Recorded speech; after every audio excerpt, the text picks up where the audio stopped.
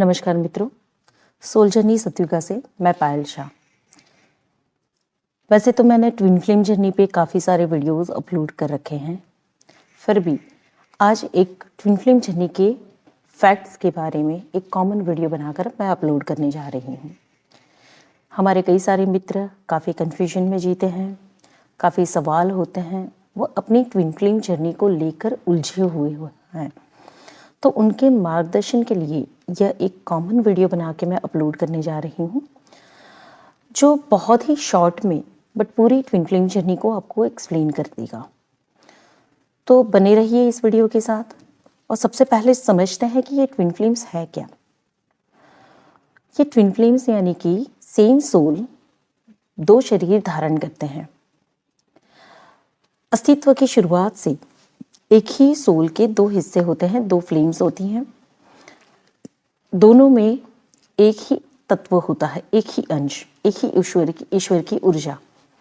यह दोनों शरीर अलग अलग धारण करते हैं, अपने जीवन के सारे अनुभव लेते हैं, हर प्रकार से वो आगे से आगे डेवलप होते हैं, और जब इनका डिवाइन में फिर से मर्ज होने का समय आ जाता है, तब यह दोनों सोल्स एक होने की प्रक्रिया में आगे बढ़ते हैं। यह ट्विन फ्लेम जर्नी में एक फ्लेम के दो हिस्से क्यों होते हैं, थोड़ा सा इसे समझ लें। तो ट्विन फ्लेम जर्नी में एक ही सोल की अस्तित्व की शुरुआत से ही जब दो हिस्से होते हैं, तो एक होता है शिव यानी कि आत्मा, पुरुष प्रकृति, और दूसरी होती है शक्ति यानी कि नेचर, कुदरत। तो शिव और शक्ति यानी कि आत्मा का पुरुष प्रकृति का जो स्वरूप है, एक मस्कुलाइन पोलैरिटी, और दूसरा जो प्रकृति का स्वरूप है वो है फेमिनाइन पोलैरिटी। अब जब दोनों अलग अलग अपने तरीके से पृथ्वी की जीवन के निर्माण में आगे बढ़ते हैं, तो ये अलग अलग जीवन लेते हैं, मस्कुलाइन पोलैरिटी और फेमिनाइन पोलैरिटी। ये दोनों अपने अपने अनुभव में आगे बढ़ते हैं। यह पूरा उद्देश्य होता है डिवाइन का। डिवाइन इसी प्रकार से काम करती है ताकि सतत जीवन की प्रक्रिया चलती रहे, पृथ्वी पर मनुष्य का अवतरण होता रहे। तो मस्कुलाइन पोलैरिटी अपना रोल प्ले करती है, फेमिनाइन पोलैरिटी अपना रोल प्ले करती है। स्त्री फेमिनाइन यानी कि प्रकृति। तो ये जो फेमिनाइन पोलैरिटी है, उसका मुख्य कार्य जो है वो है उत्पत्ति करना, यानी कि जीवन प्रदान करना। प्रकृति जीवन प्रदान करती है, और मस्कुलाइन पोलैरिटी है वो संरक्षक है, यानी कि जो मेल पर्सनालिटीज़ हैं वो हमेशा से संरक्षक है, और फेमिनाइन पोलैरिटी जो है वो हमेशा जीवन प्रदान करती है, यानी कि नर्चर्ड एनर्जी है। तो पुरुष प्रकृति को हम कहेंगे डिस्ट्रक्टिव, और फेमिनाइन जो स्त्री प्रकृति है वो है कंस्ट्रक्टिव। यानी कि हमेशा आप देखेंगे स्त्रियां या फेमिनाइन्स हमेशा परिवार को जोड़े रखती हैं, प्यार से बांधे रखती हैं, नर्चर करती हैं, प्रेम देती हैं, अपना समर्पण देती हैं। और पुरुष का जो योगदान होता है वो परिवार में प्रोटेक्शन देना। बट मस्कुलाइन एनर्जी को डिस्ट्रक्टिव कहा गया है, यानी कि शिव संहारक थे, संहार करने वाले। ठीक है, तो मस्कुलाइन पोलैरिटी जो है वो शिव का स्वरूप है, और फेमिनाइन पोलैरिटी जो है वो उनकी शक्ति का स्वरूप है, यानी कि देवी पार्वती का स्वरूप। अब ये जर्नी इसी प्रकार से डिजाइन हुई है।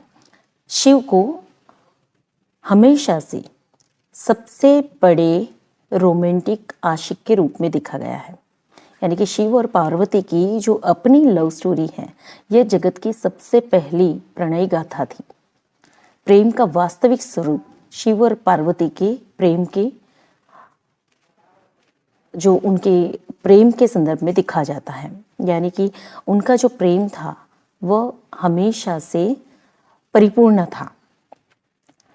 तो ये एक डायनामिक हमें ट्विन फ्लेम जर्नी का देखने को मिलता है था और शक्ति के रूप में।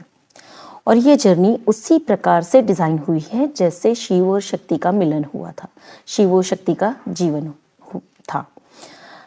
जब आप शिव की गाथा को समझेंगे या शिव शक्ति की उनकी जो पूरी जो माइथोलॉजी में भी हमें एक्सप्लेन किया गया है कि शिव और पार्वती, शिव और सती किस प्रकार से उनका मिलन हुआ, किस प्रकार से वो बिछड़े, तो अगर आप माइथोलॉजी से भी समझें या हमारे पुरातन आध्यात्म से भी समझें तो शिव का अस्तित्व हमेशा से था, यानी कि उनका ना आदि है ना अंत है। शिव का अस्तित्व हमेशा से था और शिव ने अपने अंदर से ही ब्रह्मा और विष्णु को प्रकट किया। तो ब्रह्मा ने जब दुनिया के का सर्जन करना शुरू किया, विश्व का सर्जन करना शुरू किया, तो शिव से उनकी शक्ति को उनसे अलग किया, क्योंकि उन्हें कुदरत का सर्जन करना था और ये पॉसिबल तभी था जब शक्ति अपने कार्य को संभालती। तो शक्ति का जन्म हुआ सती के रूप में। सती का मिलन वापस शिव से होना था, क्योंकि पृथ्वी के जो विस्तरण का कार्य ब्रह्मा जी को जो करना था, तो विष्णु और ब्रह्मा जी के निवेदन पे शिव ने अपनी शक्ति को ब्रह्मा जी को दिया कि ब्रह्मा जी अपने पृथ्वी के विस्तरण के कार्य को, जनजाति को आगे बढ़ाने के लिए कर पाए। जब शक्ति ने सती के रूप में जन्म लिया और सती का शिव से जब मिलन हुआ, तो कई सारे दोषपूर्ण व्यवहारों की वजह से सती ने आत्मदाह किया, यानी कि शिव से वापस बिछड़ना हुआ। इसके बाद उनका पुनर्जन्म हुआ और पार्वती के रूप में उन्होंने जीवन लिया और वहाँ से उनकी जर्नी वापस शिव से मिलने की शुरू हुई। बचपन से ही वो शिव की तरफ आकर्षित होती थी और उसके बाद धीरे धीरे बड़ी होती गई। बड़े होने के बाद भी शिव का स्मरण उसे हमेशा से रहता था। समय आने पे जिस प्रकार से विष्णु और ब्रह्मा ने या सभी देवगणों ने पार्वती की शिव की तरफ की जर्नी को जब आकार दिया, तो उसे हर जगह पे मदद यानी कि सहाय पहुंचाई गई। इस पूरी जर्नी को समझिएगा, यह आपकी सिमिलर जर्नी है, यह आपकी ट्विन फ्लेम जर्नी जो है वो शिव और शक्ति की सिमिलर जर्नी है। किस प्रकार से देवताओं का या किस प्रकार से ब्रह्मा और विष्णु का इसमें योगदान रहता है, किस प्रकार से वो मदद करते हैं, किस प्रकार से पार्वती को शिव से मिलाने के लिए तत्पर होते हैं। क्यों पार्वती को शिव से मिलाना होता है? ताकि शिव और पार्वती के विवाह के बाद दोनों पति पत्नी पूरे जीवन को, पूरे संसार को एक उत्कृष्ट प्रेम का उदाहरण दे पाए और कुछ नई रचनाएं कर पाए जो जगत के कल्याण के रूप में हो। अब पार्वती का पुनर्जन्म या बार बार जन्म लेना यह क्यों हो रहा था? तो अस्तित्व की शुरुआत से अगर देखें तो शिव और शक्ति दोनों एक ही थे। ब्रह्मा जी के निवेदन पे जब शिव ने शक्ति को अपने से अलग किया, तो शक्ति ने अपने 3 हिस्से किए थे। एक थी माता सरस्वती, एक थी माता लक्ष्मी। उन दोनों को 2 हिस्सों को आधार मिल गया, माता लक्ष्मी का और माता सरस्वती का। बट शक्ति को कोई भी शरीर या कोई भी आधार नहीं मिला था। तो शक्ति बिना शरीर के बिल्कुल भी उपयोग में नहीं आ रही थी। जगत कल्याण के रूप में, जीवन बढ़ाने के रूप में तो उनका उपयोग होता जा रहा था, बट शिव से मिलन हेतु शरीर धारण करना जरूरी था। तो उस शक्ति ने पहले सती के रूप में और वहां से दूसरे जीवन में पार्वती के रूप में जन्म लिया। जब पार्वती का शिव से मिलन होना था, तो सबसे पहले उन्हें अपने पूर्व जन्मों का ज्ञान हुआ। उन्हें करना पड़ा या उन्हें कराया गया, ताकि पहले के जीवन में जो क्षतियां हुई थी, जो गलतियां हुई थी, वो इस जीवन में वापस शिव से मिलन हेतु जब उन्हें उस जर्नी में आगे बढ़ना है, तो वो गलतियां वापस ना दोहराएं। तो उनके स्वभाव में जो कच्चापन था, उनका जो मनुष्य का जो गुण था, उसके भार की वजह से उन्हें सती के रूप में आत्मदाह करना पड़ा था। तो इस जीवन में उन्होंने अपने पास्ट लाइफ के एक्सपीरियंसेस से उन्होंने इस जीवन में जो डेवलप करना था, जो मनुष्य के जो गुण थे उनके, जिसे छोड़ना था और राइज होना था, यानी कि शिव के योग्य बनना था, वो सभी कुछ उन्होंने किया। यहाँ से हमें ये देखने को मिलता है कि जब हमारी स्पिरिचुअल अवेकनिंग होती है इस ट्विन फ्लेम जर्नी में, तो उस समय पे हम पास्ट लाइफ की तरफ क्यों जाते हैं, पास्ट कर्मा को रिलीज क्यों करते हैं, किस प्रकार से हमें गाइडेंस मिलता है, किस प्रकार से एंजल हमें गाइड करते हैं पूरी जर्नी में, ड्रीम्स आते हैं, या बहुत सी ऐसी चीज़ें होती है जहाँ पे हमारे शेडो वर्क या मिरर वर्क्स होते हैं। ये जर्नी और वो जर्नी सेम थी, सेम है, कोई फर्क नहीं है। बस खाली हमें उस जो दिव्य शिव और शक्ति की जो जर्नी है उसे अच्छे तरीके से समझना है। यहाँ पे देखा गया था कि पार्वती ने ही सारी तपस्या की थी, पार्वती ने ही सारा अपना क्लींजिंग किया था। शिव ने देखने जाए तो कोई कार्य नहीं किया है, लेकिन अगर उसे हम अच्छे तरीके से समझे तो जितनी तपस्या पार्वती ने की, शिव ने उतना ही योगदान दिया। जितनी पीड़ा पार्वती ने भोगी या सती ने भोगी, शिव ने उतनी ही पीड़ा भोगी।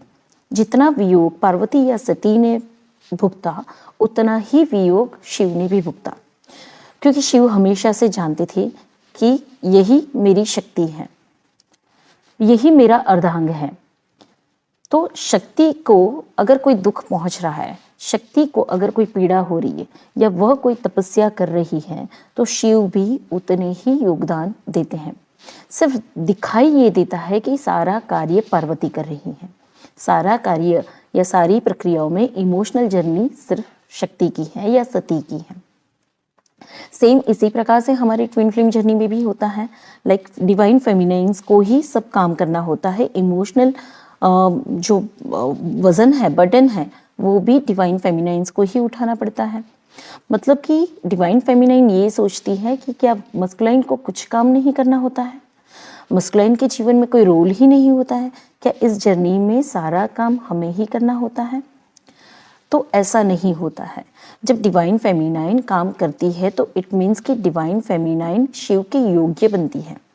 जब योग्य बनने की बात आती है तो फिर एक सवाल उठता है, क्या सिर्फ फेमिनाइन ही योग्य नहीं होती है, मस्कुलाइन को योग्य नहीं बनना होता है? तो इस जर्नी का जो बंधारण है, जिस प्रकार से ये जर्नी आगे बढ़ती है, इसी प्रकार से शिव और शक्ति का उदाहरण था। शिव और पार्वती ने जिस प्रकार से अपनी जर्नी को आगे बढ़ाया, शिव हमेशा अलाइंड थी, इमोशनल बैरियर्स उनके कम थे, वो हमेशा से ध्यानस्थ रहते थे और उनके इमोशंस पर उनका पूरा कंट्रोल था। तो लाइक इस जर्नी में हम देखेंगे कि मस्कुलाइन हमेशा इमोशनली काफ़ी बैलेंस होते हैं। ज़्यादा शेडिंग फेमिनाइन को करनी होती है क्योंकि उनकी इमोशनल जर्नी बहुत ज़्यादा वुंडेड रही होती है। लेकिन ऐसा नहीं है कि मस्कुलाइन के कर्मास नहीं होंगे, ऐसा नहीं है कि मस्कुलाइन को कोई काम नहीं करना होता है। वो भी अपने जीवन में अपने जो उद्देश्य हैं या अपने जो रोल्स हैं, उनकी जो क्या कहते हैं उसे, उनका जो कर्तव्य है, बेटे होने के नाते या भाई होने के नाते या परिवार के सदस्य होने के नाते, या इसके अलावा उनके जो पास्ट कर्मास हैं, इन सबको भी इनको डील करना होता है। इनके जीवन में भी जिस प्रकार से फेमिनाइन की लाइफ में एक बाढ़ जैसी आती है, फ्लूड आ जाता है, उसी प्रकार से उनके जीवन में भी काफ़ी उथल पथल हो रखी होती है। वो उससे डील करते हैं, उनके पास्ट कर्मा को भी हील करते हैं। और उसके अलावा फेमिनाइन से जो वियोग हुआ होता है, उसके पेन को भी ये भुगतते हैं, बट ये एक्सप्लेन नहीं करते हैं। एक्सप्लेन करना यानी कि मस्कुलाइन के लिए हमेशा कमज़ोरी की निशानी भी होता है, और इसके अलावा इंट्यूशन से ये कोसों दूर होते हैं। इनको इंट्यूशन तब मिलने शुरू होते हैं या ये उस तरफ देखना तब शुरू करते हैं जब उनकी फेमिनाइन बैलेंस हो रही होती है। तो इस पूरी जर्नी में एक ऑब्जर्वेशन जो हुआ शिव और शक्ति के रूप में, शिव और पार्वती के रूप में, या फिर ये ट्विन फ्लेम्स के रूप में, तो एक ऑब्जर्वेशन ये हुआ कि मस्कुलाइन हमेशा से जानते होते हैं कि उनकी फेमिनाइन दुखी हो रही है, बट वह अपनी फेमिनाइन को ज़्यादा दुखी नहीं करना चाहते हैं, क्योंकि अगर ये कच्ची फेमिनाइन, कच्ची यानी कि इमोशनली वुंडेड फेमिनाइन अगर मस्कुलाइन की लाइफ में आएंगी तो इनको ज़्यादा दुख और तकलीफ पड़ेगी, यानी कि ये रिश्ता और दर्द को जनरेट करेगा, क्योंकि यहाँ पे हीलिंग नहीं है। अब ये जर्नी ही 5D लेवल की है। 5D यानी कि ऐसी अवस्था जहाँ पे आप ईश्वर के ज़्यादा नज़दीक होते हैं। बट जब आप अपनी हीलिंग किए बिना या अपने पास्ट कर्मों को हील किए बिना अगर इस जर्नी में आमने सामने आ जाते हैं, तो इतनी मिररिंग हो जाती है एक दूसरे की कि वो दर्द इतना एक्सट्रीम हो जाता है कि सहन करना मुश्किल हो जाए। यानी कि ये रिश्ता कार्मिक से एक्सट्रीम कार्मिक तक पहुंच जाता है। लेकिन ये सेपरेशन का फेस ना वरदान है। सेपरेशन इसलिए होता है कि जब थोड़े से मिररिंग के बाद, थोड़े से एक दूसरे के आमने सामने आने के बाद अगर एक दूसरे को मिररिंग या ट्रिगर्स मिलते हैं और उसके बाद जब सेपरेट हो जाते हैं तो आपके अंदर के डीपर इमोशंस बाहर निकल जाते हैं और वो हील होना शुरू हो जाते हैं। कुदरत आपके साथ काम करती है। जैसे ब्रह्मा और विष्णु ने या सभी देवगणों ने पार्वती की इस जर्नी को कंप्लीट करने के लिए हेल्प की। सभी ऋषि मुनियों ने भी उनके लिए जो बन पड़ता था वो किया। इसी प्रकार से हमारे जीवन में हमारे एंजल्स, हमारे पितरों या हमारे स्पिरिट गाइड्स या एंजल्स, सारे एंजल्स भी हमारे साथ काम कर रहे होते हैं।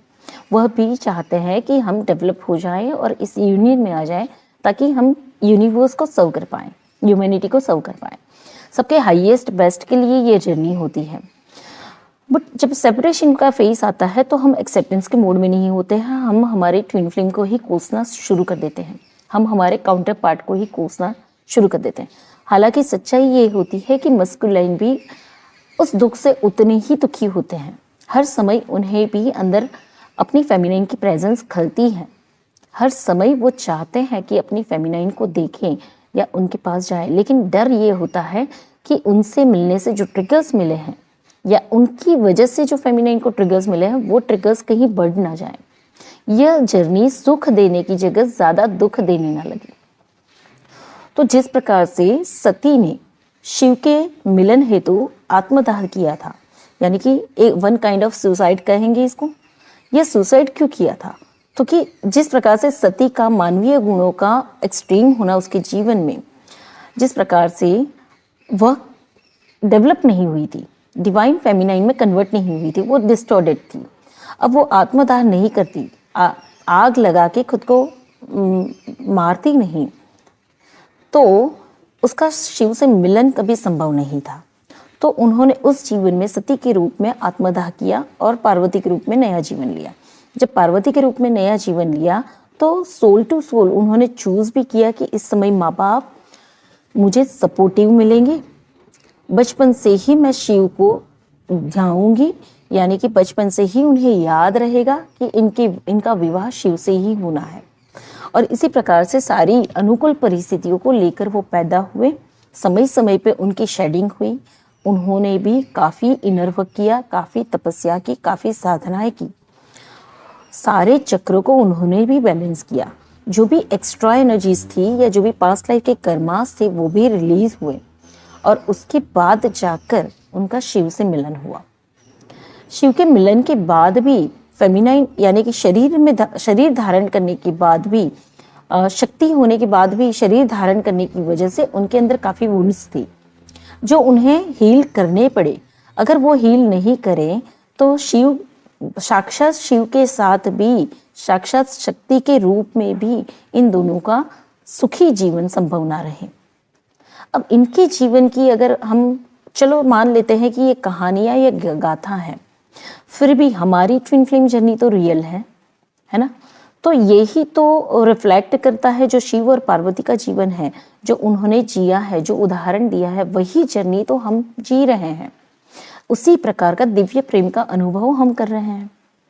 उसी प्रकार जो डिवाइन लव है या जो डिवाइन एक विल है, उसी के अंतर्गत हम सभी चल रहे हैं।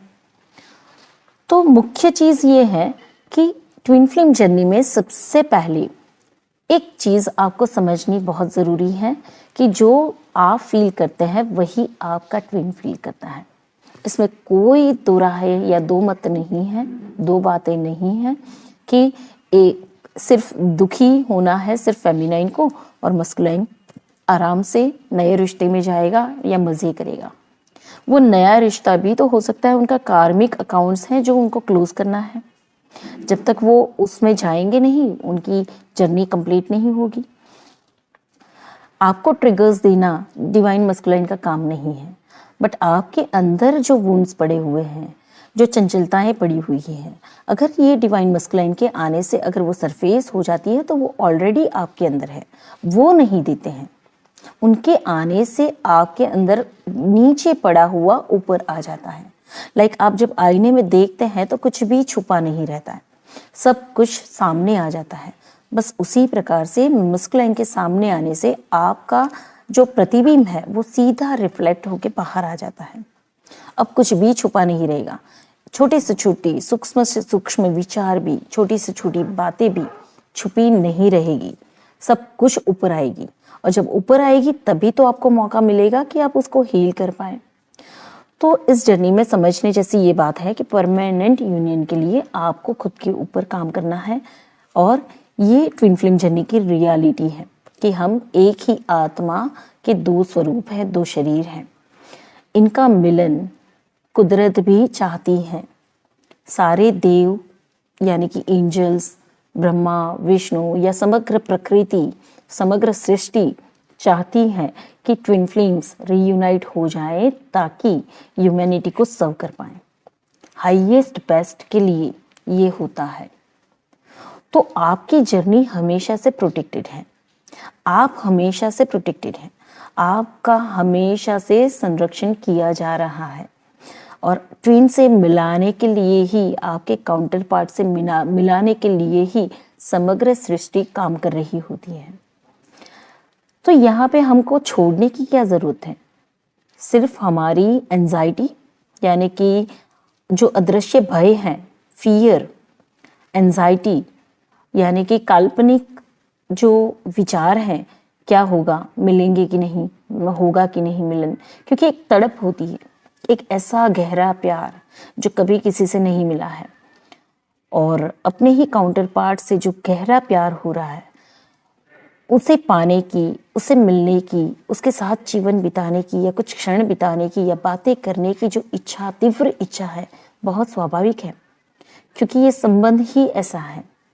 इसे आप दूर नहीं कर सकते, लेकिन उसमें पड़ी जो नेगेटिविटी है उसे तो हम दूर कर सकते हैं। यह बहुत ही ज़रूरी है ना।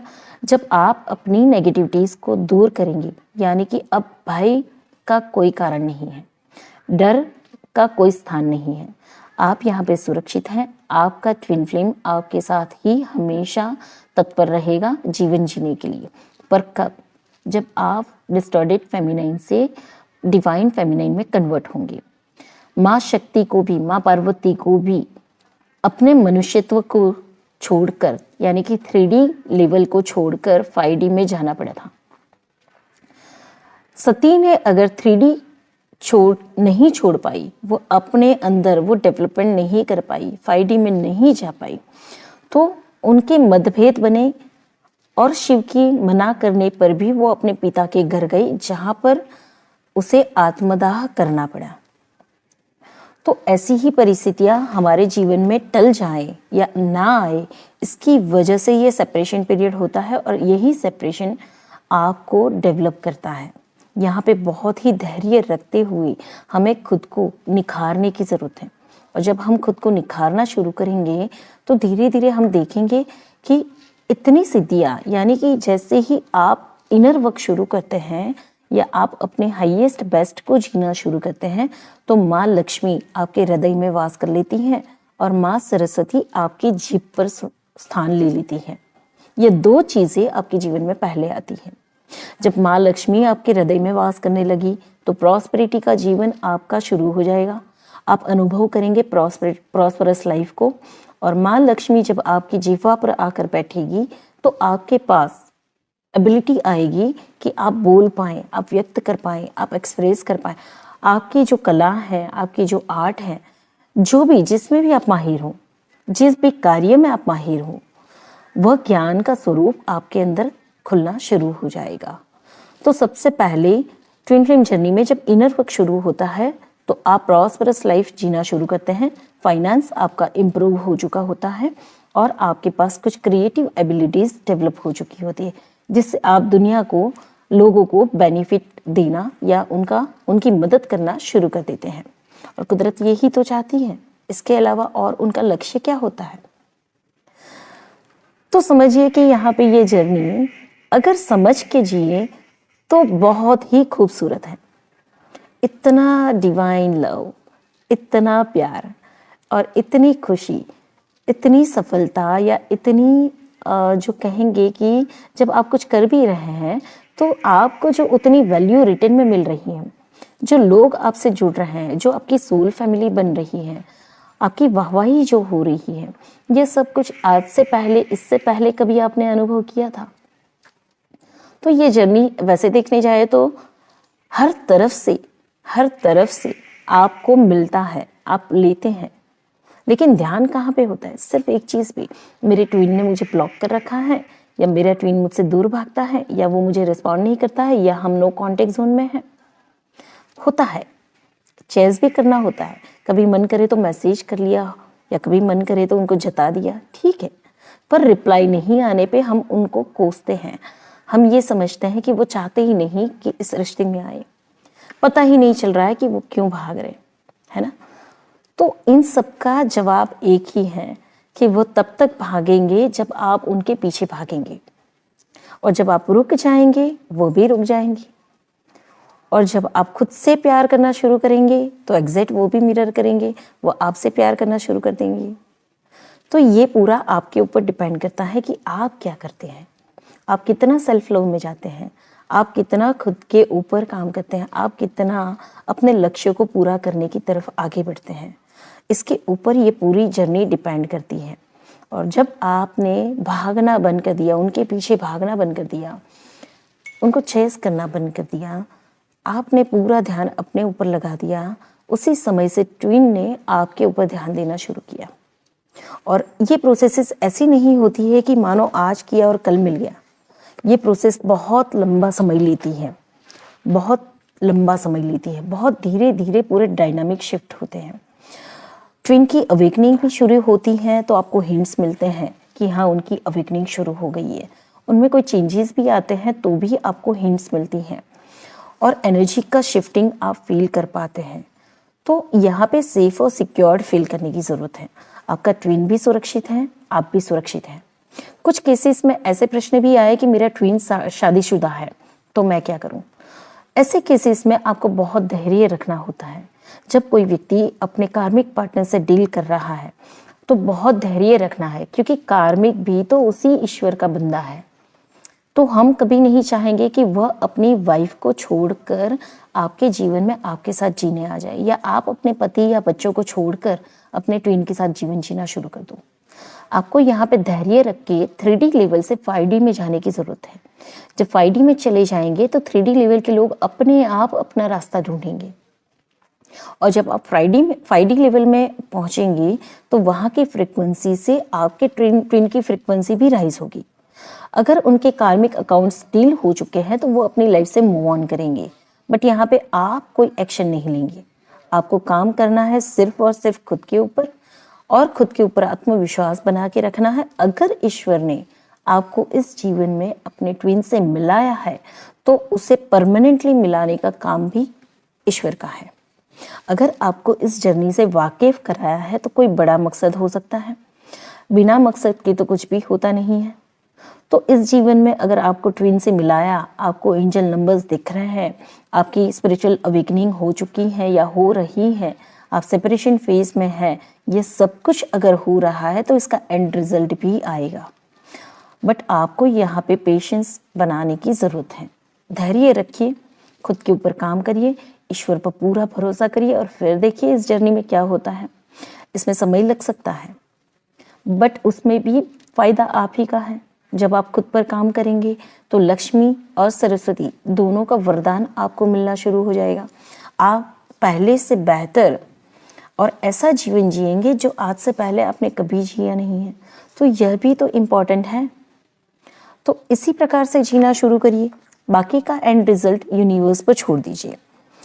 इसके अलावा हमने एक और बात करनी है कि ये ट्विन फ्लेम्स एक ही कॉन्शियसनेस को शेयर करते हैं, यानी कि आप जो फील करते हैं आपका ट्विन सेम वही फील करता है, और वो जो फील करता है आप वही फील करते हो। दोनों तरफ सेम फीलिंग होती है।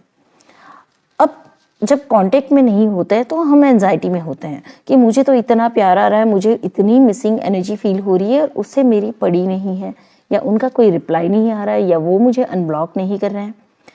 तो हम हमेशा आउटकम ढूंढते हैं। आउटकम ढूंढने से बेहतर होता है कि हम ये फील करना शुरू कर दें कि अगर हम ट्विन फ्लेम्स हैं तो इट मीन्स कि वो ज़रूर पेन से गुजरा है।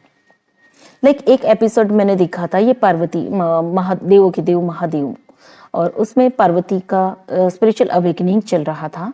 तो उसमें उन्होंने जब फील करना शुरू किया कि मैं कितनी व्यक्तिगत समस्याओं को लेकर बैठी हूँ, यानी कि मैं सिर्फ अपने बारे में ही सोचती जा रही हूँ, मैं ये नहीं सोच पा रही हूँ कि मेरे विरह में शिव ने कितना कष्ट सहा होगा, उन्होंने कितना दुख झेला होगा। ये एक डायनामिक ने मेरे पूरे पर्सपेक्टिव को चेंज कर दिया। मुझे हमेशा से ट्विन फ्लेम जर्नी में हमेशा से हमें ऐसा लगता है कि ट्विन को हमारी कोई कदर नहीं है, ना कोई फिक्र है। और यहाँ से देखना शुरू किया कि अच्छा, मैं अगर इतना पेन से गुजर रही हूँ तो काउंटर पार्ट मस्ट भी उसी पेन से गुजर रहा होगा। और जब आपका ये डायनामिक शिफ्ट होता है, आप इंस्टेंटली फील करेंगे आप उनके सामने नहीं खड़े हैं, आप उनके बाजू में हो जाते हैं, because you both are sharing common consciousness. तो आप जब उनके बाजू में खड़े हो जाते हैं तो आप विरोधाभास में नहीं हैं, आप उनके ऑपोजिट नहीं हैं। इससे पहले आप सामने खड़े हैं, आप चेस कर रहे हैं, वो रन कर रहे हैं, आप सवाल पूछ रहे हैं, वो जवाब नहीं दे रहे हैं, आप मैसेज कर रहे हैं, वो ब्लॉक कर ले रहे हैं। ये क्या हो रहा है? ऑपोजिट। जब आप उनके बराबर बाजू में खड़े हो जाएंगे तो आपको फील होना शुरू होगा कि अच्छा, मैंने जब इतना सहा है तो उन्होंने कितना सहा होगा, और उनकी लाइफ में भी कुछ ना कुछ इम्पोर्टेंट चल रहा होगा। जब आप उनके बाजू में बाजू में खड़े हो जाएंगे तो आपकी कॉन्शियसनेस पूरी शिफ्ट हो जाएगी, और यही स्विचिंग मूवमेंट होती है कि आपकी एनर्जी अब आपके ट्विन रिसीव कर पाते हैं पॉजिटिव वे में। पहले विरोधी के रूप में रिसीव करते थे, अब वो पॉजिटिव वे में रिसीव कर रहे हैं, और यहीं से अब डायनामिक चेंज होगा। इट मीन्स अब आप उनके पीछे नहीं भागते हैं या उनके विरोध में नहीं खड़े हैं, आप उनके बराबर बाजू में खड़े हैं, यानी कि अब सुख दुख के भागीदार, साथी, और दोनों एक दूसरे के लिए उतने ही ऑथेंटिक। अब सोचिए यहाँ पे मिररिंग क्या होगी। जब आप उनके बाजू में ही खड़े हैं तो सामने मिरर दिखने का कोई चांस ही नहीं है, सामने मिरर में कोई प्रतिबिंब ही नहीं दिखेगा। जब मिरर में अगर प्रतिबिंब भी दिखेगा तो क्या दिखेगा? ट्विन यानी कि मस्कुलाइन और फेमिनाइन दोनों सामने मिरर होंगे इक्वली, है ना। तो इस डायनामिक से कभी सोच कर देखिएगा, आपकी ऑलमोस्ट परेशानियां यहाँ से दूर हो जाएगी। इसके बाद हमें जो मिररिंग का हमने टॉपिक लिया कि mirroring each other. Twin flames हमेशा एक दूसरे को मिरर तो करते हैं, लेकिन जब आप सामने खड़े हैं तो वो सामने मिरर करेगा, लेकिन बाजू में आ गए तो आपको मिररिंग क्या दिखाई देगी? दोनों फेमिनाइन और मस्कुलाइन यानी मिररिंग में दोनों इक्वल लेवल पे, इक्वल प्लेटफॉर्म पे। अब अगर एक पेनफुल है तो दूसरा भी पेनफुल है, सामने मिररिंग भी पेनफुल है, यानी कि आपका डायनामिक ही शिफ्ट हो गया। अब दोनों सुखी भी साथ में हो रहे हो, दुखी भी साथ में हो रहे हो, प्रेम भी साथ में कर रहे हो। यहाँ पे एक दूसरे से दूर भागना बंद हो गया, यहाँ पे आप बाजू बाजू में आ गए, तो यहाँ से आपकी मर्जिंग शुरू हो जाएगी, यानी कि फेमिनाइन और मस्कुलाइन दोनों की एक ही सोल के रूप में मर्जिंग शुरू हो जाएगी। आप उनकी प्रेजेंस को जब बाजू में आ जाएंगे तो आप उनकी प्रेजेंस को अपने अंदर फील करना शुरू करेंगे। तो जब आप अपने अंदर उनकी प्रेजेंस को फील करेंगे तो सेम वही वैसा भी फील करेंगे। ये होती है मिररिंग। इसके अलावा deep and intense love for each other. तो ट्विन फ्लेम्स को एक दूसरे के लिए बहुत डीप और इंटेंस लव होता है, इतना गहरा प्यार कि जहाँ पे आकर्षण या जिसे लस्ट कहेंगे उसका कोई स्थान नहीं होता है। फिजिकल अट्रैक्शन होता है, बहुत स्ट्रांग होता है, बट ये भी एक प्यार है। यहाँ पे लस्ट बिल्कुल नहीं है। आकर्षण यानी कि अट्रैक्शन जो स्वाभाविक रूप से किसी के भी लिए कभी भी हुआ करता था, वैसा अट्रैक्शन नहीं है। तो इस लेवल पे आपको यहाँ पे कमिटेड होना है। कि आपकी एनर्जी ड्रेन ना हो जाए। फेमिनाइन के लिए ये बहुत इम्पॉर्टेंट होता है कि जैसे समझ लीजिए मैं ये वीडियो बना रही हूँ, अब मेरी एनर्जी अगर ऐसी हो और जिस प्रकार से अगर मैं तैयार होकर बैठी हूँ या जिस प्रकार से मैं रिप्रेजेंट करती हूँ, तो देखें, हर लोग देखेंगे, हर कोई वीडियोस देखेंगे, हर एक की नज़र अलग होगी, हर एक का देखने का नज़रिया अलग होगा। तो किस प्रकार से वो मुझे लेंगे वो मेरी ड्रेनिंग हो जाएगी। लेकिन अगर मैंने अपनी एनर्जी को बांध के रखा हुआ है मजबूती से और मैंने कमिटेड हो रखा हुआ है कि मेरी एनर्जी अब किसी के लिए नहीं है, मेरी एनर्जी अब सिर्फ मेरे ट्विन के लिए है, मैं कमिटेड हूँ इस रिश्ते में, इस व्यक्ति के लिए जीवन भर हमेशा के लिए कमिटेड हूँ। तो इस प्रकार से जब आप कमिटेड हो जाएंगे तो आपके मन, शरीर और आत्मा तीनों स्तर से आपकी एनर्जी सिर्फ और सिर्फ उसी व्यक्ति तक पहुंचेगी और वो कोई और व्यक्ति आपकी एनर्जी को स्टील नहीं करेगा, चुरा नहीं पाएगा, आपकी एनर्जी ड्रेन नहीं होगी। लेकिन इस जर्नी में एक चीज़ ये भी होती है, जब फेमिनाइन डेवलप होना शुरू करती है तो वो अट्रैक्टिव होती जाती है, हर तरीके से अट्रैक्टिव होती जाती है। तो यह एक ऐसी एनर्जी होती है कि जहाँ पे कुछ और लोग भी अट्रैक्ट होकर उनके जीवन में आना शुरू करते हैं, वो उन्हें एडमायर करते हैं, हो सकता है उनकी तारीफ़ें करते हो सकता है वो चाहते हो कि वो उनके जीवन में आए या उनसे टेम्पररी ही सही बट रिश्ता रखें। तो ये अट्रैक्शन, लोगों का अट्रैक्शन फेमिनाइन के प्रति बढ़ जाता है। उस समय पे भी आपको मन, वचन, काया से, मन, शरीर, आत्मा से कमिटेड रहना होगा, ना कि किसी से टेम्पररी बात कर ली, किसी से टेम्पररी नज़र मिला ली, किसी से टेम्पररी कोई रिलेशन रख लिया या बेसिक फ्रेंडशिप ही रख ली। आप कितने भी प्योर हो सकते हैं, लेकिन आपके सूक्ष्म स्तर से चले जाने वाले विचार ऑब्जर्व करना बहुत ज़रूरी है। अगर आपने ये नहीं किया तो भी आपका यूनियन डिस्टेंस पे चला जाएगा, मतलब यूनियन हमेशा आपके ऊपर निर्भर करेगा, 110% फेमिनाइन पे डिपेंड करेगा। या ऐसा कह सकते हैं कि जो चेजर एनर्जी है, जो इनर वर्क कर रही है, उस पर डिपेंड करेगा।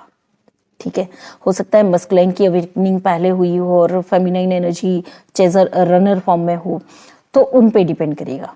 तो जिनकी अवेकनिंग हो रही है, जो इनर वर्क कर रहा है, उस पे यूनियन डिपेंड करेगा। तो ये ध्यान रखना है, किसी भी टेम्पररी रिलेशनशिप में या किसी भी प्रकार की टेम्पररी सिचुएशन में नहीं जाना है जो आपके यूनियन को और पीछे ले जाए। इसके अलावा एक टॉपिक हम और लेंगे, they have higher purpose.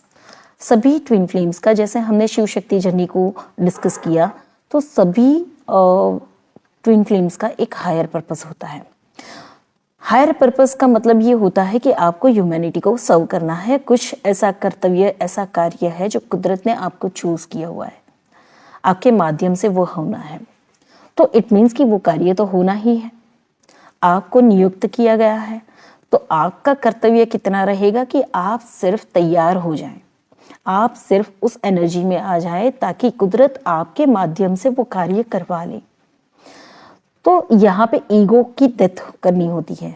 Like हमें ये फील आने लगता है कि हम ट्विन फ्लेम हैं, हम लोगों से अलग हैं, या हमारे पास कोई हायर पर्पस है, या हम ह्यूमैनिटी को सर्व करते हैं। अगर आपके अंदर ऐसे भाव भी आए तो आपका ईगो और आपके कर्मास बढ़ जाते हैं। तो आपको यहाँ पे बिल्कुल डाउन टू अर्थ रहना होगा। और इसके अलावा जो कार्य कुदरत आपसे चाहती है करवाना, वो आपसे करवा लेगी, आपको सिर्फ माध्यम बनना है, अवेलेबल होना है। इसके अलावा हमें कई बार ये भी कंपल्शन फील होता है कि लाइक हमारा ट्विन आएगा हमारे जीवन में, हम साथ में होंगे और हम ये कार्य करेंगे। लेकिन इनिशियल लेवल पे जब आपकी कम्युनिकेशन शुरू होती है, यूनियन की कम्युनिकेशन शुरू होती है, तो वहाँ पे एक अटैचमेंट होता है कि twin flame awaken counter part यानी कि मस्कुलाइन अवेकन नहीं हुआ है, या वो फेमिनाइन उससे समझाने की कोशिश करती हैं, या उनकी अवेकनिंग कराने की कोशिश करती है, या ट्विन फ्लेम जर्नी के बारे में बताने की कोशिश करती हैं, या वो चाहती हैं कि आपका जो कार्य है उसमें वो सहयोग देना शुरू कर दे, क्योंकि फेमिनाइन ने अपना प्रेजेंटेशन शुरू कर दिया होता है, अपना काम शुरू कर दिया होता है। अब वो चाहती है कि उनका काउंटर पार्ट भी इसी काम में आ जाए, और वहीं से वापस मतभेद शुरू हो जाते हैं। यहाँ पे आपको यह समझना है कि अति से बचना है, अति से बचना है। कभी भी किसी भी कार्य को अंजाम देने की ना जल्दबाजी करनी है और ना ही किसी को फोर्सफुली कोई काम कराना है। यानी कि अगर काउंटर पार्ट मस्कुलाइन एनर्जी अपने जीवन में अपने जीवन निर्वाह को चलाने के लिए अपना जो कार्य कर रहे हैं उन्हें वो करने देना है। कब तक? जब तक डिवाइन खुद इंटरफियर करते हुए उनको कॉमन लाइफ पर्पस की तरफ ना भेजे, क्योंकि वहाँ पे उनके कुछ और लेसन्स बाकी होते हैं। और जब नेचुरली वो ग्रोथ करते हुए आपके पर्पस की तरफ आएंगे तब तक आपने पर्पस को एस्टेब्लिश कर दिया होगा। कुदरत का कार्य है, कुदरत अच्छे तरीके से जानती है उसे उस कार्य को आपसे कैसे कराना। तो यहाँ पे कंट्रोल छोड़ना है। कंट्रोल रिश्तों में भी होता है, गिव एंड टेक रिश्तों में भी होता है। रिश्तों में से भी कंट्रोल को छोड़ना है और गिव एंड टेक को बैलेंस करना है, ना कि फेमिनाइन। फेमिनाइन वैसे वल्नरेबल होती हैं, वो हमेशा से एक्स्ट्रा गिवर होती हैं। उसे ये लगता है कि मुझे ये करना पड़ेगा, मुझे वो करना पड़ेगा, ऐसे देना पड़ेगा, ऐसे करना पड़ेगा, उसके चलते वो एक्स्ट्रा गिवर बन जाती हैं। जब एक्स्ट्रा गिवर बन जाती हैं तो इस रिश्ते के बोझ को उठाने लगती हैं। यहाँ पे भी हमें एक्स्ट्रा नहीं देना है, हमें जो देना है वो हमारी सेल्फ रिस्पेक्ट, सेल्फ एस्टीम को मेंटेन करते हुए ही देना है। हालांकि दोनों काउंटर पार्ट्स एक दूसरे की बहुत रिस्पेक्ट करते हैं। मस्कुलाइन अपनी फेमिनाइन से बहुत प्यार करेंगे, बहुत रिस्पेक्ट देंगे और उतनी केयर करेंगे जितनी आज तक जीवन में कभी किसी ने ना की हो। बट इससे पहले फेमिनाइन को उस डिवाइन लव का एक्सपीरियंस करना पड़ेगा। अभी तो आपके जीवन में आपके सुख का केंद्र आपका मन है। आपके प्रेम का केंद्र भी अनुभव करिएगा, मेरे शब्दों को पकड़िएगा, आपके प्रेम का केंद्र भी आपका मन है। तो उस केंद्र को हृदय पे लाना पड़ेगा। जब आप प्रेम के केंद्र को हृदय से महसूस करेंगे, हृदय के अंदर की एनर्जी से, तब जाके आपको ट्रू अनकंडीशनल लव का एहसास होगा। आज तक जीवन में एक क्षण के लिए भी आपने उस प्रेम को अनुभव नहीं किया है। जिस दिन आपने हृदय से अनकंडीशनल लव, ऐसा प्रेम जो ईश्वर के प्रतिरूप समान है, ईश्वर का प्रतिरूप है, ऐसा प्रेम जो दिव्य है, उस प्रेम का अनुभव हमने आज तक एक बार भी नहीं किया होता है। क्योंकि आपके प्रेम का, आपकी इच्छाओं का केंद्र आपका मन है। जब इस केंद्र को आप हृदय पे ले आएंगे तभी आपको अनकंडीशनल लव का अनुभव होगा। यह वीडियो इतना लंबा हो रहा है और मैं बड़े आराम से धीरे धीरे आपसे शेयर कर रही हूँ। ये इसलिए धीरे धीरे शेयर कर रही हूँ कि इसमें एक एक इन्फॉर्मेशन आपके लिए बहुत उपयोगी है। तो मेरी रिक्वेस्ट है कि हो सके तो एक बार अच्छे तरीके से सुनिए और ना समझ में आए तो दूसरी बार सुनिए, बट मेरे एक एक वाक्यों को पकड़िएगा कि आपकी प्रेम का और आपकी इच्छाओं का केंद्र आपको हृदय को बनाना है। ये मेरी जर्नी के अनुभवों से मैं आपसे शेयर कर रही हूँ। जिस जिस प्रकार से जिस समय पे मैंने डेवलपमेंट किया या मेरा हुआ या मुझे जो गाइडेंस मिला या मैंने जिस प्रकार से अपने आप को धीरे धीरे 5D लेवल पे डेवलप किया या मैं खुद डेवलप हुई, उसके आधार पे मैं शेयर कर रही हूँ। क्योंकि अति सूक्ष्म विचार भी अगर रह जाएंगे, अति सूक्ष्म कर्मा भी अगर रह जाएंगे, स्वभाव में किसी भी प्रकार की कटुता रह जाएगी या आपके व्यवहार में अगर किसी भी प्रकार का ओछापन रहेगा, आपका यूनियन कभी नहीं होगा। यूनियन तभी हो पाएगा जब आप उस पवित्र ऊर्जा में चले जाएंगे जो प्यार की ऊर्जा है। ऐसा निस्वार्थ प्यार, ऐसे निर्दोष एनर्जी, ऐसा अस्तित्व या व्यक्तित्व आपका जो सिर्फ और सिर्फ ईश्वर के समान है। उसमें इतना भी कुछ ओछा या कम नहीं चलेगा, है ना। तो उस लेवल तक आपको पहुंचना है और उस लेवल पे पहुंचने का रास्ता आपके हृदय से शुरू होता है। आपके प्रेम का, आपकी भावनाओं का, आपके विचारों का या इच्छाओं का केंद्र आपका हृदय होना चाहिए।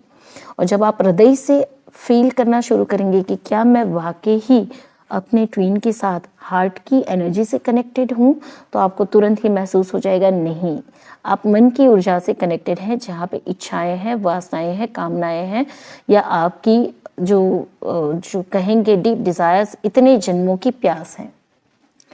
जब आप हृदय से कनेक्ट होंगे तो आपकी ये सारी डिजायर्स पहले तो भस्म हो जाएगी। हृदय से कनेक्ट होंगे तो आपको अस्तित्व का एहसास होगा कि अब यहाँ पे शरीर के मिलन की तो कोई ज़रूरत ही नहीं रही। यहाँ पे आत्मा से आत्मा मिल जा रही है, जहाँ पे शरीर के मिलन की तो कोई ज़रूरत ही नहीं रही। आप हर समय पे अपने ट्विन को अपने अंदर पा सकते हैं और इस जर्नी के लिए निश्चिंत हो जा सकते हैं। ऐसे निश्चिंत की मानो वो हो चुकी है, कंप्लीट हो चुकी है। आप उस यूनियन में आ चुके हैं, आप उस जीवन को जी रहे हैं। वही रिस्पेक्ट, वही प्रेम और वही केयर, वही सब कुछ जो आपकी डिजायर्ड लाइफ थी, वो इस समय अभी आपके अंदर मौजूद है। और जब आप इस ऊर्जा में आ जाएंगे, इस अनुभव में आ जाएंगे, तो समझिए कि यहाँ पे आपकी जर्नी अब कंप्लीट हो गई। अब डिवाइन टाइमिंग वर्क करेगा और जब जो घटित होना है वो घटित हो जाएगा। अब आपको कुछ करना नहीं है। तो फाइनली आपको यहाँ तक पहुँचना पड़ेगा। यहाँ तक पहुँचने पर से पहले मार्ग में एक और चीज़ आएगी, जो है इतने जन्मों के आपके जीवन और मृत्यु की अधूरी इच्छाएं जो अभी तृप्त नहीं हुई है या मुक्त नहीं हुई है, उन सबको भी आपको इसी शरीर में वापस धारण करके उसे भस्म करना पड़ेगा। फिर से सुनिएगा, इतने जन्मों की जितने जीवन और मृत्यु आपने लिए हैं, उन सभी जीवनों की आपकी अधूरी इच्छाएं, अधूरी कामनाएं जो अभी तृप्त नहीं हुई है और जो मुक्त भी नहीं हुई है, जो आपको मुक्त होने भी नहीं देगी, उन सारी इच्छाओं का या अधूरी कामनाओं को आप जब तक कंप्लीट नहीं करेंगे तब तक यूनियन नहीं होगा। अब कंप्लीट कैसे करें? क्योंकि क्या है, कितनी इच्छाएं हैं, कितनी अधूरी कामनाएं हैं, वो आपको पता ही नहीं है। तो इसके लिए क्या करना पड़ेगा कि आप प्रार्थना कर सकते हैं रोज ध्यान में बैठकर कि मेरी इतने जन्मों की जितनी अधूरी कामनाएं हैं, अधूरी इच्छाएं हैं या वासनाएं हैं, या जो भी कुछ अधूरा पड़ा है, जो तृप्त नहीं है, जो मुक्त नहीं हुआ है, वो सभी मैं धारण कर रही हूँ और मेरे अंदर के ज्ञान की प्रकाश की अग्नि में उसे मैं भस्म कर रही हूँ। अब मैं हर प्रकार की अतृप्त इच्छाओं से, अतृप्त आत्माओं से मुक्त हूँ। यानी कि यह अतृप्त आत्माएं क्या है? आप ही की अधूरी इच्छाओं के स्वरूप में हर जीवन में मृत्यु के बाद जो पेंडिंग डिजायर्स होती हैं, वो आपकी कॉन्शियसनेस में पड़ी है और वही आपको जीवन और मृत्यु के चक्कर में बांधे रखती है, जो आपके यूनियन में बाधा रूप है। क्योंकि जब ये अंत हो जाएगा तो यूनियन संभव हो जाएगा, और यूनियन संभव हो गया तो आपने अपने पर्पस को जीना है, और पर्पस को जीने के बाद यहाँ से एग्जिट करना है। यानी कि ये जर्नी ऑलमोस्ट आपकी आखिरी जर्नी होती है। यहाँ पे सब कुछ आपको कंप्लीट करना है, और जब आप कंप्लीट कर लेंगे तो कुछ भी बचना नहीं चाहिए, सब कुछ कंप्लीट होना चाहिए। तो ये अदृश्य इच्छाएं जो अधूरी हैं, पता ही नहीं है किस जीवन की कौन सी इच्छा, कब की कौन सी कामना, और जो अभी अतृप्त हैं, उसे आपको भस्म करना पड़ेगा। और ये कैसे कर सकते हैं? आप उसे धारण करेंगे, आप अपने शरीर में उसे प्रवेश कराएंगे और वहीं से ज्ञान की अग्नि में उसे भस्म करेंगे। इसमें ज़्यादा समझने की ज़रूरत नहीं है। आँख बंद कर कर मैंने जो अभी सेंटेंसेस बोले हैं उसे आप एक नोटबुक में लिख सकते हैं और उसे पढ़ सकते हैं, और उसी को दोहरा के आप अलाउ कर सकते हैं कि अब मैं अपने ज्ञान की अग्नि में इन सारी अतृप्त इच्छाओं को मैं भस्म कर रही हूँ। अब मैं इच्छाओं से मुक्त हूँ, अब मैं चिंताओं से मुक्त हूँ, अब मैं वासनाओं से मुक्त हूँ। और इस प्रकार से आप अपनी यूनियन को आगे बढ़ा सकते हैं। इसके बाद आपका कोई कर्तव्य नहीं रह जाएगा। अब आप सिर्फ आराम से खुद से प्यार करिए, खुद के ऊपर काम करिए। आपको ईश्वर ने जो काम दिया हुआ है उसे करते रहिए।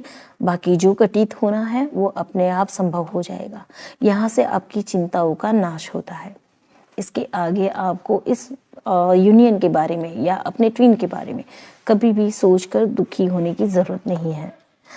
इसके अलावा कुछ और टॉपिक रहता है तो हम ले लेते हैं। लाइक बैलेंस, जो बैलेंस मैंने आपको समझाया था कि आप अगर ऑपोजिट खड़े रहेंगे तो मिररिंग होगी, लेकिन जब आप बाजू में खड़े हो जाएंगे तो अपने आप आपके सोल के अंदर आपके काउंटर पार्ट की सोल मर्ज होना शुरू हो जाएगी। अब एक ही व्यू, जब सामने खड़े हैं तो सामने वाले का व्यू दिख रहे हैं, लेकिन जब उनके बाजू में खड़े हो जाएंगे तो दोनों मिलके एक ही व्यू को देख पाएंगे, एक ही जीवन को देख पाएंगे, एक ही सपना देखेंगे। तो ये बैलेंसिंग का फॉर्म ही है, जहाँ पे आप सामने से इस तरफ आ जा रहे हो। यू आर नॉट नाउ ऑपोजिटर, आप एक ही हो, उनके बाजू में ही हो। यानी कि अब उनके पर्सपेक्टिव से आपको जीवन देखना शुरू करना पड़ेगा कि अगर मैं इतनी परेशान हुई हूं तो वो कितना दुखी हुए होंगे। मैं तो सिर्फ अपना ही सोच रही हूँ, बट शायद उन्होंने कितना दुख सहा होगा या मुझसे ज्यादा तकलीफें सही होगी। क्योंकि सेपरेशन जब आपको पेन दे रहा है तो उनको भी तो दे रहा है। आपको बेनिफिट क्या है? फेमिनाइन को बेनिफिट क्या है? फेमिनाइन रो सकती है ना। फेमिनाइन 10 जनों से शेयर कर सकती है, अपनी सहेलियों से शेयर करती है, या अपने घर में किसी से शेयर कर सकती है, या किसी भी और से वो शेयर करते हुए अपना दुख हल्का कर सकती है। इसके अलावा उन्हें सबसे पहले एंजल्स और स्पिरिट गाइड का गाइडेंस मिलना शुरू हो जाता है, ताकि वो इस जर्नी को समझ लें। और जब डेवलप हो जाती है तो उनको करने के लिए काम मिल जाता है, लाइफ पर्पस मिल जाता है, जहाँ पे वो बिजी हो सकती है। और इससे विपरीत देखें तो आप मस्कुलाइन कभी भी किसी से अपने मन की बात नहीं कहते हैं, वो शेयर नहीं करते हैं, यानी कि दुख को अकेला जीते हैं। उनकी अवेकनिंग नहीं होती है शुरुआत में। इतनी एंजाइटी और इतनी कार्मिक पैटर्न्स को वो एक्सप्लोर करना शुरू करते हैं कि वो समझ ही नहीं पाते हैं कि क्या हो रहा है। उनका जीवन भी तहस नहस हो रखा होता है। तो यहाँ पे ये अकेले भुगतते हैं, ना शेयर करते हैं और ना किसी से कह पाते हैं, और ना ही इनके पास लाइफ पर्पस होता है जहाँ पे ये काम में बिजी हो जाए। तो वो खुद को या तो किसी और पार्टनर में बिजी कर लेंगे, या तो वो अपने काम को, यानी कि वर्कोहॉलिक, माफ करिएगा, वर्कोहॉलिक हो जाते हैं। अब इस अवस्था में क्या होता है कि वो लंबे समय तक इस सफरिंग से गुजरते हैं। तो मस्कुलाइन के पास ना स्पिरिट गाइडेंस होता है, ना लाइफ पर्पस होता है, ना वो किसी से अपनी फीलिंग्स को शेयर कर पाते हैं, और ना ही वो किसी इसके ऊपर काम करने की उनको समझ आती है। इन कंडीशन में आप सोचिएगा फेमिनाइन से कितना ज़्यादा तकलीफ और दर्द मस्कुलाइन ने सहा होता है।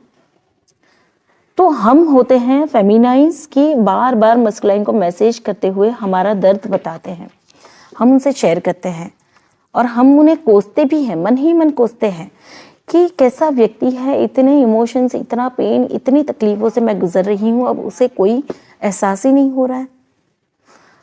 लेकिन वो किसे कहने जाएंगी, क्योंकि उनके पास तो कुछ नहीं है। फिर जब फेमिनाइन बैलेंस होना शुरू करती है, तब जाके डिवाइन मस्कुलाइन के साथ काम करना शुरू करते हैं। तब उन्हें वो एहसास होना शुरू हो जाता है कि ये कनेक्शन कुछ इंटेंस है, जिससे मैं आगे मूव ऑन नहीं हो पा रहा हूँ, और ये फेमिनाइन के साथ का मेरा कुछ डिफरेंट कनेक्शन है, मैं इसे डिनाई नहीं कर सकता हूँ। धीरे धीरे फिर वो अपनी लाइफ से, उनकी लाइफ से जब कार्मिक्स भी हटते हैं, उनकी लाइफ थोड़ी स्टेबल होनी शुरू होती है और उनकी डायनामिक्स चेंज होने शुरू होते हैं, तब जाके उनकी लाइफ में कुछ रिलीफ आता है। तब तक फेमिनाइंस बैलेंस हो चुकी होती हैं, और उसके बाद उनकी जर्नी शुरू होती है। यहाँ तक कि यूनियन होने के बाद भी उनकी जर्नी अभी भी उस पेड़ को नहीं पकड़ती जितनी स्पीड फेमिनाइन की जर्नी ने पकड़ी होती है। तो सोचिए कौन ज़्यादा दुखी है, फेमिनाइंस दुखी हैं या मस्कुलाइंस दुखी हैं, है ना। तो यहाँ पे एक अंडरस्टैंडिंग की ज़रूरत है। और एक और टॉपिक अगर है तो हम ले लेते हैं, हाँ, reunite and live highest potential. जब रियूनाइट होते हैं तो जैसे हमने आगे भी शेयर किया कि आप अपने हाईएस्ट बेस्ट को जिएंगे, उसी ईश्वर समान ऊर्जा में आप दिव्य अनुभव के साथ एक रिलेशनशिप को जिएंगे, जहाँ पे अनकंडीशनल लव है, जहाँ पे ईगो स्टेट्स नहीं है, जहाँ पे एक दूसरे के लिए सपोर्ट है, कोई ब्लेमिंग नहीं है, कोई किसी प्रकार का क्रिटिसिज्म नहीं है, जहाँ पे कोई कॉम्पिटिशन्स नहीं है, जहाँ पे किसी को नीचा दिखाना नहीं है, बस सिर्फ प्यार और सपोर्ट है। लेकिन यहाँ पे व्यक्तिगत रिश्ते या व्यक्तिगत परिस्थितियाँ गौण हो जाती हैं, ऑप्शनल, और यहाँ पे केंद्र में आ जाता है कार्य और कर्तव्य जो यूनिवर्स के प्रति हमारा है। वर्क ऑन लाइफ पर्पस, यानी कि यहाँ से शुरू होता है आपका जीवन का मुख्य ध्येय। आप अपने लाइफ पर्पस के ऊपर काम करना शुरू करेंगे और उसे धीरे धीरे जिस प्रकार से डिवाइन की मर्जी होगी उस ऊंचाइयों तक आप उसे ले जाएंगी। और लास्ट में क्या होगा कि जब आप इस जीवन को समाप्त करेंगे तो पूर्ण तृप्ति के साथ अपनी लीगेसी को छोड़ते हुए यहाँ से एग्जिट करेंगे। अब आने वाले जीवन होंगे कि नहीं, यह आपकी लाइफ की जो क्वालिटी है आप ट्विन फ्लेम के साथ जो बिताते हैं और जो लाइफ पर्पस आप सर्व करते हैं उसके ऊपर डिपेंड करता है। क्या आपकी कोई अधूरी इच्छाएं रह गई हैं या फिर आपने यहाँ पे संपूर्ण मृत्यु के समय समाधि का अनुभव कर लिया, आपको जो कर्तव्य दिया गया था उसको बखूबी आपने पूरा कर लिया, आप वापस नहीं आएंगे। और अगर डिवाइन ने चाहा कि उनके कार्यों के लिए अगर आपको वापस आना है तो आप ज़रूर जन्म ले सकते हैं। ठीक है, इसमें भी कोई फिक्स नहीं है कि ट्विन फ्लेम्स इस जीवन को पूरा करने के बाद वापस जन्म लेते हैं या नहीं लेते हैं। तो एक ही वीडियो में मैंने आपको पूरी जर्नी शेयर की है। फिर भी इसके संदर्भ में आपको अगर कोई भी प्रश्न हो तो आप कमेंट बॉक्स में लिख सकते हैं। हो सकता है उतनी क्लैरिटी मैं आपको दूंगी, और इसे अच्छे तरीके से सुनिए और समझिए और अपने अपने जो जिस दुख से, जिस परिस्थितियों से या जिस विचारों की उत्पन्न हुई परिस्थितियों से आप गुजर रहे हैं उसको थमने दीजिए। आनंद लीजिए जीवन का। जीवन बहुत ही सुंदर है, एक एक क्षण उपयोगी है। अब जिस प्रकार से जिएंगे वही डिसाइड करेगा आपके आने वाला भविष्य। वर्तमान में आप कैसा महसूस करते हैं, आज आपकी कैसी है, आज आप कैसे जीते हैं, वही निश्चित करता है आपका आने वाला कल, है ना। तो खुश रहिए और मेरे साथ बने रहिए, हम फिर मिलेंगे।